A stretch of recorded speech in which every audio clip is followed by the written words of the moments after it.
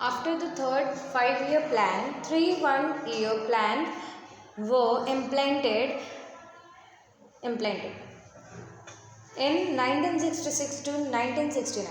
This was a period of intense famine due to the invasion by China and war with Pakistan. The government had to focus on defense rather than development related tasks. So जिस time पे हमारे third 5-year plan को लाया गया था, उस time पे India and China war start हो गया था। Pakistan China and India war start हो गया था। इसके लिए डेवलपमेंट पे ज़्यादा ध्यान ना देते हुए उन्होंने उस टाइम पे उस जो वॉर को डिफेंस करने के लिए उतना अटेंशन दिया। Also the famine required the government to undertake measures to tackle the efforts of famine. All these issues stressed the Indian economic greatly. And उस टाइम पे जितना भी बहुत कुछ नुकसान हुआ था जो हमारे इंडियन इकोनॉमिक पे उसका असर देखा गया था। Now fourth 5-year plan.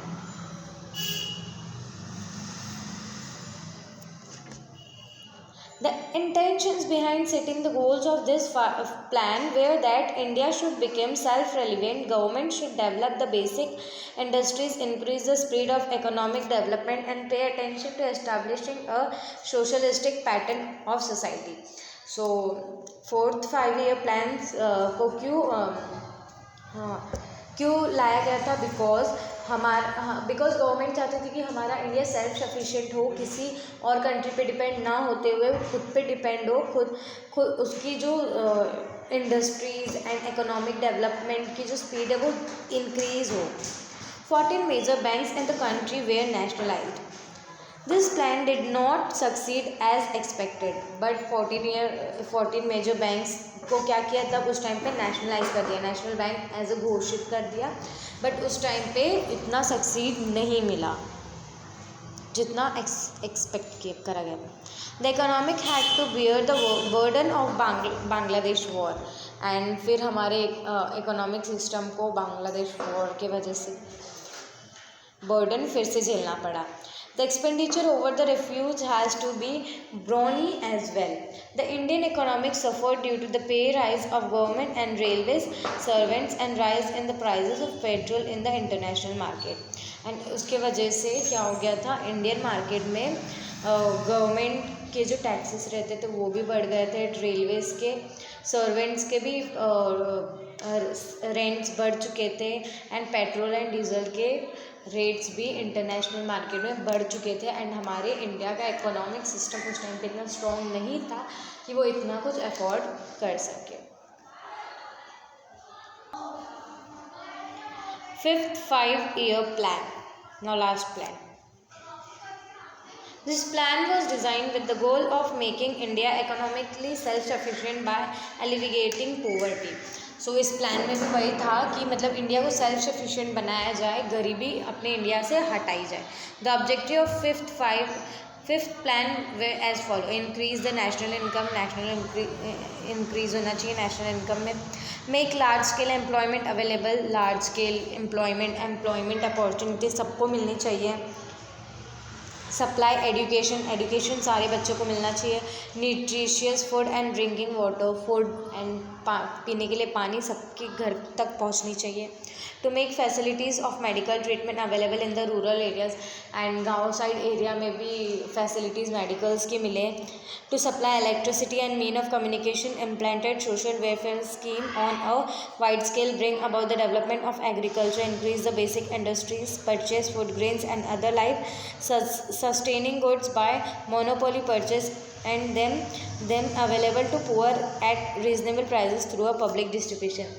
Means communication में भी इंक्रीज़ होना चाहिए, कम्युनिकेशन सिस्टम भी, फिर एग्रीकल्चर सेक्टर भी डेवलप्ड होना चाहिए, फूड ग्रेन्स भी सबको मिलना चाहिए, एंड पुअर फैमिली को भी मतलब जो रीज़नेबल प्राइस रहते थे प्रोडक्ट्स के वो पुअर लोगों को रीज़नेबल मतलब एकदम परफेक्ट प्राइस में मिले जो वो अफोर्ड कर सके। During the fifth plan it was not possible to achieve the goal of removal of poverty and increase in employment. So fifth plan में क्या हुआ, उन लोग मतलब इतना पॉसिबल नहीं था वो गोल को अचीव करना। In the 1977 general election the Congress party was defeated. The Janata Party came to power. The new government ended the fifth plan toward the end of March 1978 and started the rolling plan from April 1978. So जब Congress party थी तो वो तो defeat हो गई। उसके बाद जनता party के हाथ में पावर आया तो उन्होंने फिफ्थ प्लान को हटा दिया मार्च में एंड उन्होंने न्यू प्लान को स्टार्ट किया अप्रैल 1978 में। बट इट फेल्ड, बट वो भी फेल हो गया, वो प्लान चला नहीं। इन 1980 general elections where held for Lok Sabha. The Congress party came to power. फिर से इलेक्शंस हुए एंड फिर उसके बाद वापस पावर किसके, कांग्रेस पार्टी के हाथ में आ गई। The Congress government close the system of a rolling plan and again started plan like before. So उन्होंने फिर से रोलिंग प्लान को, बीजेपी का जो प्लान था वो स्टॉप करके अपना फिर से फिफ्थ 5 ईयर प्लान को स्टार्ट किया। Now sixth 5-year plan. This plan also stressed upon alleviation of poverty and employment generation. This plan had the following objective: scientifically increase the growth rate in the economic. जो growth rate हो रही है, इतनी हमारी जनसंख्या बढ़ती जा रही है, वो कंट्रोल में आए। Reduce the rate of poverty and unemployment. Poverty, गरीबी और लाचारी, और मीन्स जिसको एम्प्लॉयमेंट अपॉर्चुनिटीज़ नहीं मिलती उनको भी मिले। Shape and implement population policy so that people adopt the small family norm voluntary and thus keep the population under control. And लोगों को ये समझाया जाए कि ज़्यादा पॉपुलेशन के बजाय आप normal family means happy family prepare करें। The following program were implemented in the sixth 5-year plan. Now seventh 5-year plan. This plan laid stress on food, employment and productivity. The objective of the plan included development, modernization. Development होना चाहिए हमारी country का, modernisation आनी चाहिए, लोगों की सोच जितनी पुरानी थी उसको थोड़ा न्यू सोच करना चाहिए। सेल्फ रिलायंस, सोशल जस्टिस, लोग अपने लिए लड़ सके, अपने लिए आवाज़ उठा सके। Improving the techniques of production में भी इम्प्रूव हो। To achieve an yearly increase in national income of 5% and increase food grain production में भी इंक्रीज हो। The following programmes were started in this plan. सो ये जो थे वो सारे उस प्लान में स्टार्ट हो गए। 8th 5-year plan. This plan gave a lot of scope to the private sector. The plan has had the following features: to maintain the rate of growth in the national income at 6.5%. Growth of rate जो बढ़ रहा है उसको maintain किया जाए, ज़्यादा बढ़े ना, उसको रिड्यूस, उसको स्टेबल करा जाए। To control the growth of population, to encourage the program of family planning के रिलेटेड, फैमिली प्लानिंग से रिलेटेड उनको बातें बताई जाए कि 4 मेंबर्स हैप्पी फैमिली ऐसा करके। To remove illiteracy by expansion of primary education. Illiteracy जो इंसान पढ़ता नहीं है, जो बच्चा पढ़ा लिखा नहीं रहता because of family problems, either बहुत सारे प्रॉब्लम्स होते हैं, तो उनको भी लिटरेट किया जाए। During the 8th plan, the importance of private sector grew. This plan is a reflection of a liberalization and free market policy adopted in 1991. तो 8th plan कभी अडॉप्ट किया गया था 1991 में। 9th 5-year plan.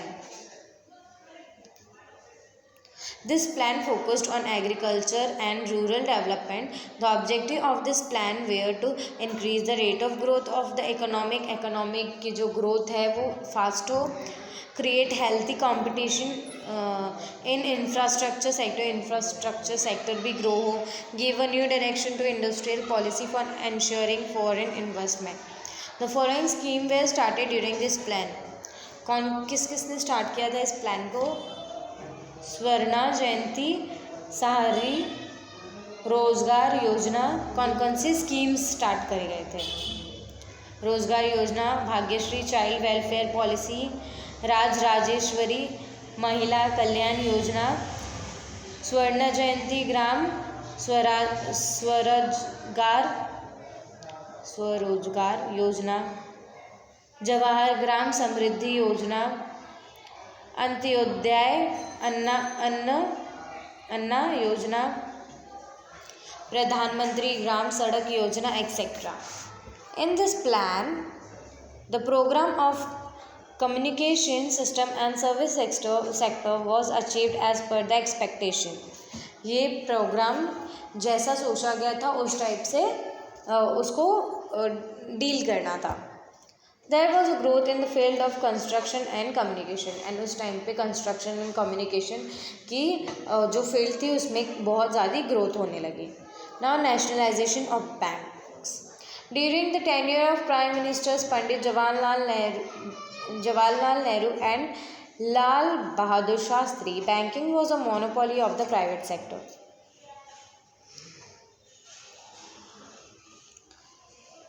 This bank represent different industrial groups. The director of this bank were working toward developing industrial sector and increasing its profit.